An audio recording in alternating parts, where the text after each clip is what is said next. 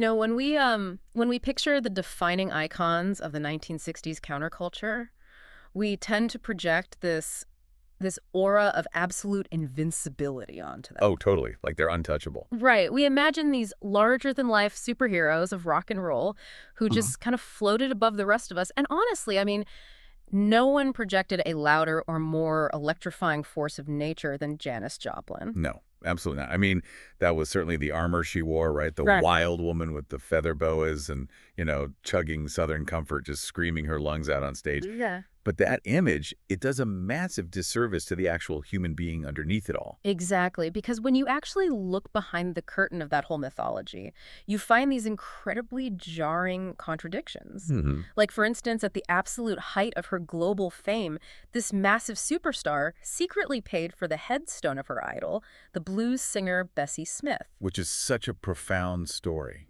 It really is. She did it completely anonymously at the time, driven by this deep, almost spiritual kinship she felt with Smith's history of suffering. And then, I mean, it's just so tragic. Just a few months after doing that quiet, deeply empathetic act, Janis herself dies of a drug overdose. Yeah. Sitting alone in a hotel room. Sitting completely alone, feeling utterly abandoned by, like, everyone in her life. It's a staggering juxtaposition, You have this woman who could command the attention of literally hundreds of thousands of people in a muddy field. Right. Yet she was ultimately brought down by this suffocating private isolation. It really forces you to completely reevaluate the public myth versus her private agony. Welcome to this deep dive. Today we're moving past the basic encyclopedia summaries of a 60s legend. Right? We're really getting into it. Yeah, we are tracking the psychological and musical whiplash of Janis Joplin's life. We're going to follow her from her days as a severely bullied outcast in this rigid Texas oil town, all the way to becoming the definitive voice of Woodstock. And the goal here is to really understand the mechanics of her genius and, well, her tragedy. Like, how did she build that monumental voice and why couldn't it save her? So right out of the gate, I keep coming back to this idea. Listening to Janis Joplin sing, it's like staring at an exposed, raw nerve. Oh, that's a great way to put it. It's utterly captivating, right? You cannot look away or ignore it.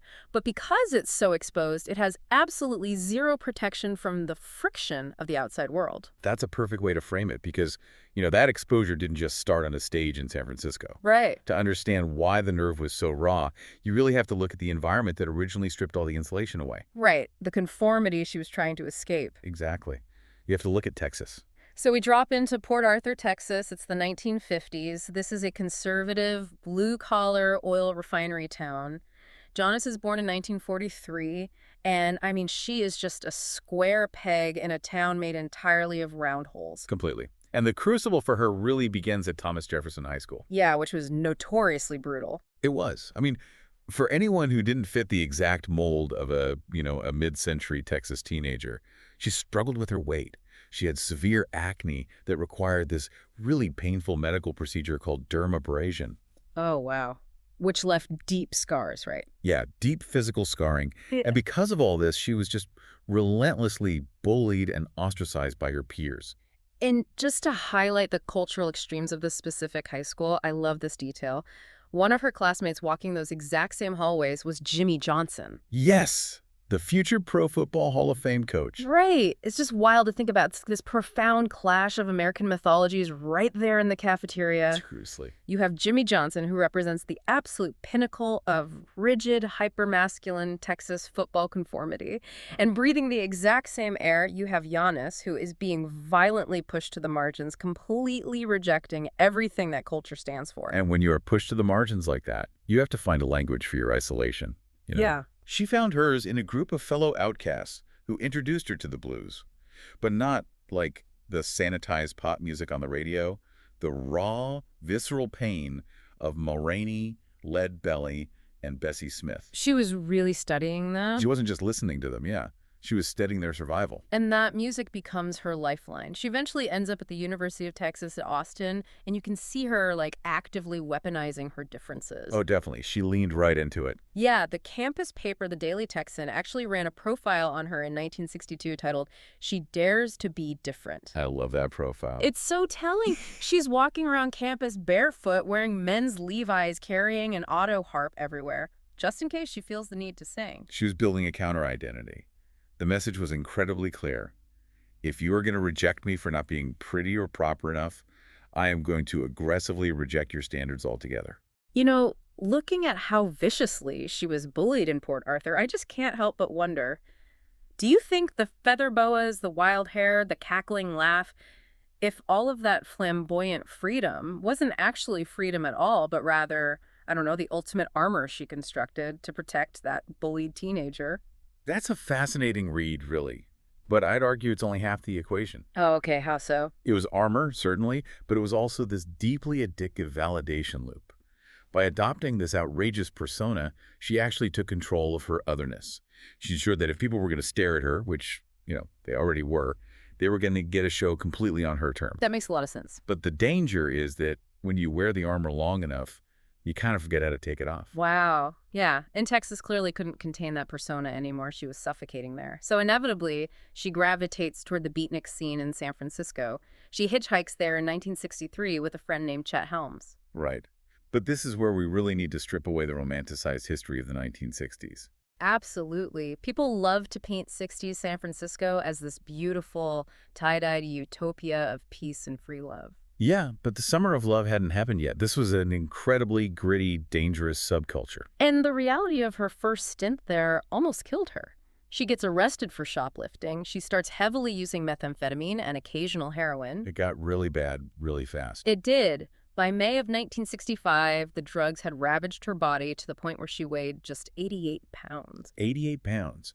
It was a brutal physical collapse. The counterculture had real devastating casualties, and she was almost one of them before anyone even knew her name. It got so bad that her friends in San Francisco were terrified she was going to die.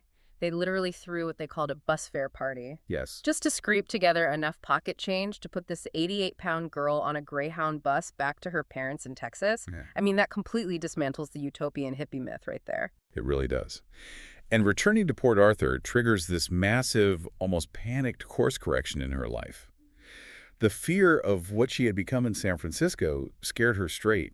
Well, at least temporarily. It's an absolute whiplash. She goes back to Texas. She adopts this conservative beehive hairdo, enrolls at Lamar University as an anthropology major.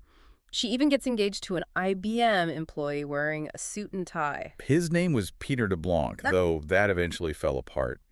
But the psychological tension here for Janis is just unbearable. Right. She started seeing a psychiatric social worker in Beaumont named Bernard Giarratano, and the conflict she brought to him really outlines the defining struggle of her entire life. Because she was trapped between two terrifying extremes. Exactly. On one hand, she was deathly afraid of relapsing into hard drugs if she went back to music. But on the other hand, she was equally terrified that if she stayed in Texas, she'd end up as a key punch operator or a secretary or, a standard housewife. She was caught between physical death by addiction in California and the spiritual death of conformity in Texas. Giarratano tried to work with her. He kept reassuring her that she didn't need narcotics to be a musician. But in her mind, the two things were already inextricably linked. And ultimately, she couldn't stomach the spiritual death. Faced with a mundane life, she risks the music. In 1966, Chet Helms lures her back to San Francisco to join a psychedelic rock band called Big Brother and the Holding Company. But this time, because she knows the danger, she tries to build a fortress around herself. Yeah, she was fiercely protective of her sobriety during those early days. There's this harrowing story about her sharing an apartment with a bandmate, Travis Rivers. Oh, the pact. Right. They had a very strict pact. Absolutely no needles in the house. One day, Janis comes home from rehearsal.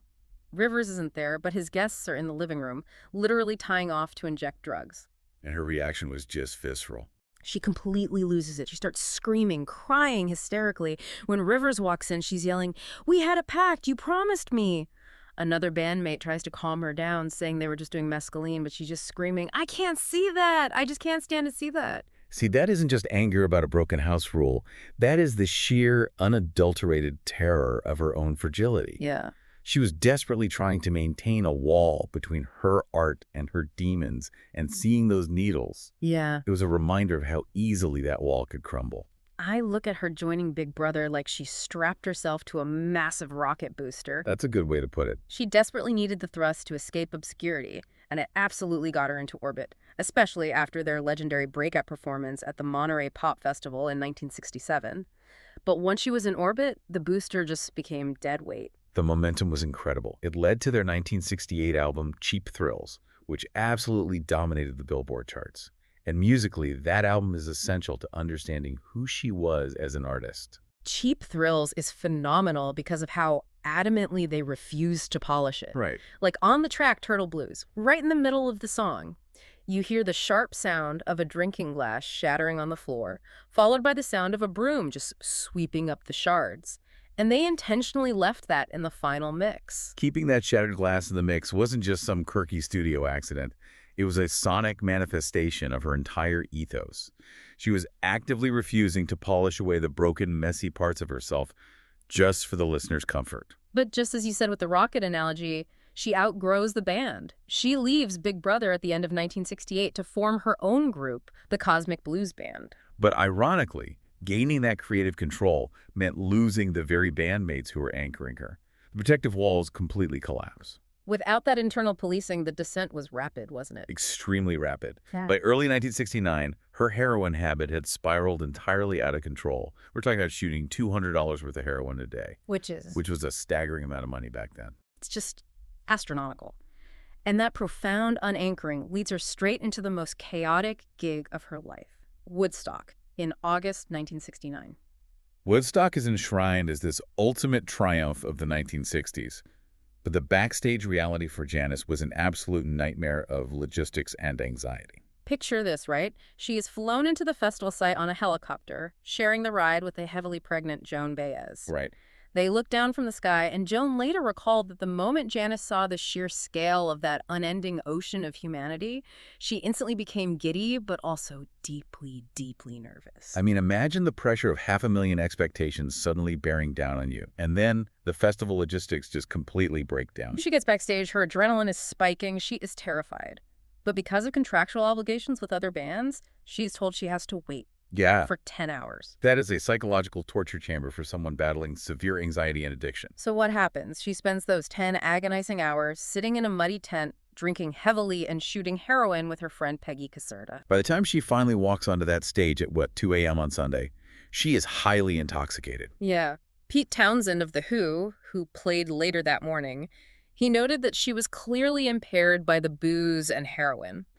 Though, he did generously add that even Janis on an off night was incredible. Incredible to the audience? Maybe. But Janis herself was a harsh critic. She was so disgusted with her own performance that she adamantly refused to let her set be included in the original 1970 Woodstock documentary or the soundtrack. Wow. I didn't realize she was the one who kept it out. Yeah, she insisted. And from there, the erratic behavior just accelerates. Just months later, she's arrested in Tampa for screaming profanities at police officers who were trying to control the crowd, literally yelling at them, "Don't F with those people." It's like the pressure cooker is finally bursting. Her internal chaos was now fully spilling into the public arena, which makes me wonder about the mechanism of her relapse. Like, was the immense crushing pressure of having to constantly be the wild, uninhibited Janis Joplin for these massive crowds, was that the direct catalyst that drove her back to the needle? Yes, but we have to be careful not to make her just a passive victim of her audience, Fair point. The crowds demanded the persona, absolutely. Yep. But Janis was deeply addicted to the validation that the persona brought her. She was selling her pain and her vulnerability night after night. Right. The tragedy was that the medicine she used to cope with the exhaustion of the fame was the exact same medicine she used to cope with the deafening silence when the crowds went home. Oh, that's incredibly sad. But recognizing that this cycle was going to kill her, she actually tries to pull the ripcord one last time. She does. In early 1970, she travels to Brazil for Carnival, desperately trying to get clean and reinvent herself. And for a fleeting moment, she succeeds. She detoxes. She meets an American tourist named David Niehaus, and they travel around together. The photos of her from Brazil are striking. She looks genuinely healthy, tanned, radiant. She really does. She's even doing phone interviews saying she finally realized she doesn't have to be on stage 12 months a year. But the tragedy is the underlying mechanism of her addiction wasn't cured by a vacation. The moment she touches down back in the United States, she relapses. Instantly. Niehaus actually catches her shooting up heroin in her California home. And when she refuses to just leave the music business and travel the world with him, the relationship shatters. She couldn't accept the quiet life he was offering. No, the adrenaline and the art were just too vital to her identity. So she throws herself back into the work. She forms the Full Tilt Boogie Band, and she's thrilled. She's going around proudly declaring, "Finally, it's my band." But the ghosts of her past are still incredibly loud. In August 1970, right as she's finding this new musical stride, she decides to attend her 10-year high school reunion back in Port Arthur. Oh, man. Yeah. She brings along an entourage, including her close friend, Bob Newirth. It was a disastrous, bitter experience. She held a press conference, publicly denigrated the town, and basically lashed out at the classmates who had made her life hell a decade earlier. It's such a profound psychological tell. Going back to that reunion was like returning to a haunted house after you've already conquered the world, only to realize the ghosts inside can still hurt you just as much as they used to. That's exactly it. She had gold records, she had fame, but she still desperately needed Port Arthur to apologize. Fame is a terrible bandage for foundational trauma. But what's remarkable is that amidst all this unresolved pain, her instinctual genius was firing on all cylinders. Yeah, totally. Just days before that miserable reunion, we get one of the greatest moments of spontaneous creativity in rock history. Oh, the origin of Mercedes-Benz. Yeah. She is sitting in a place called Vossen's Bar in Port Chester, New York, just knocking back drinks with Bob Newirth and the actors Rip Torn and Geraldine Page. And right there in the bar, Janis starts banging out the rhythm on the table. Just making it up on the spot. Literally singing the verses as they come to her, while Newirth is frantically scribbling the lyrics down on bar napkins with a ballpoint pen. It really highlights how porous the boundary was between her life and her art. But it leads us right into the final heartbreaking chapter. Yeah. Because just as she was recording what would undoubtedly become her masterpiece, the deep, primal isolation she had spent her whole life running from finally caught up with her. It's the fall of 1970. She checks into the Landmark Motor Hotel in Los Angeles to record her final album, Pearl, with producer Paul Rothchild. Professionally, things are soaring. And personally, she's actually engaged to a young novelist named Seth Morgan. The pieces seem to be falling into place. But the support structure was a house of cards. On the first weekend of October, she had scheduled a meetup at the hotel with both her fiancé, Seth Morgan, and her friend, Peggy Caserta. And this is where the timeline just turns devastating. Yeah. Independently of each other, both Morgan and Caserta flake. Neither of them shows up. Which is just... Janis is left alone in her room, absolutely furious and feeling that familiar, terrifying sting of total abandonment. On Sunday evening, October 4th, her road manager, John Byrne Cook, became concerned when she didn't show up at the studio. He drove to the Landmark and found her dead on the floor of her hotel room. God. The coroner, Thomas Taguchi, ruled it an accidental heroin overdose. I really want to pause here because I want to aggressively push back on a myth that always surfaces when we talk about this weekend. The 27 Club thing. Yes. People obsess over this romanticized idea of the 27 Club, this morbid notion that these rock stars intentionally embraced a blazing, tragic burnout because they wanted to die young and leave a beautiful corpse. I agree completely. It's a terrible myth. Looking at the reality of those recording sessions, Janis was absolutely not trying to die. No. The 27 Club narrative applies a retroactive fatalism that completely ignores the facts of her final days. She wasn't embracing a tragic end. She was ecstatic about the Full Tilt Boogie Band. She was incredibly proud of the vocal tracks she was laying down for Pearl. John Byrne Cook, her manager, he noted that several other customers of her exact same drug dealer also overdosed that very same weekend. Because the batch was just unusually potent. Exactly. She didn't intentionally orchestrate a poetic exit. She was simply the victim of a desperately lonely weekend and a fatally potent batch of narcotics. It was a horrific accident born of a momentary lapse into isolation.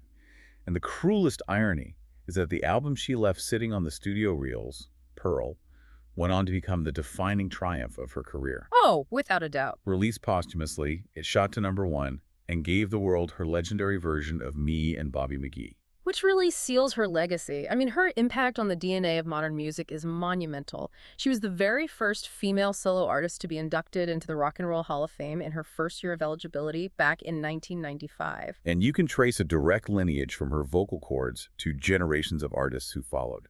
Stevie Nicks, Pink. They all point directly to Janis. Yeah, Pink actually talked about this. Right. Pink specifically noted how Janis battled this crippling ugly duckling syndrome, yet single-handedly made it acceptable for women in pop music to be raw, aggressive, and unpolished. She gave permission for female pain to be loud. As we wrap up this deep dive, it leaves me with a completely different angle to mull over regarding the relationship between her genius and her era. What do you mean?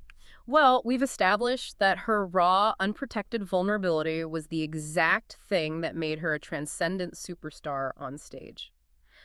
But it was a fatal design flaw in her private life. Oh, it brings up a haunting hypothetical about the specific time and place she existed in. Exactly. Think about that bullied outcast girl in Port Arthur, Texas today. Yeah. If she had grown up with the internet, if she had access to modern mental health paradigms or, online anti-bullying support networks, if she had a digital community where she could have found her fellow outcasts without having to hitchhike to a dangerous, drug-fueled scene in San Francisco, Yeah. would she have found the tools to survive her own success? Or, on the flip side, was that agonizing, unmitigated pain a tragic prerequisite for the once-in-a-generation art that she gave us? It's the eternal, uncomfortable question of the tortured artist. If you remove the friction, do you still get the spark? And it brings us right back to the beginning. Janis Joplin lived her life as a completely exposed, raw nerve. And while that nerve allowed her to channel the pain of the universe into music that will outlive us all, there was simply nothing there to protect her from it.